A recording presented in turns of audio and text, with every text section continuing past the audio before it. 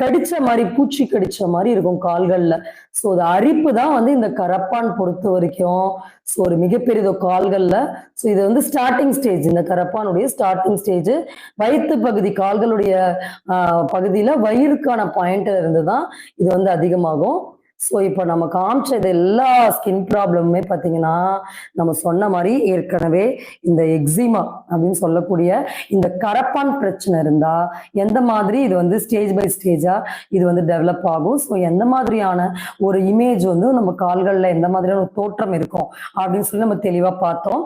So அதனால நீங்க ரொம்ப வந்து ஸ்ட்ரெயின் பண்ண வேணாம். இது என்ன டைப் ஆஃப் ப்ராப்ளம் அப்படின்னு நம்ம இதை ரிசர்ச் பண்ணிலாம் நீங்க கண்டுபிடிக்க வேண்டாம்.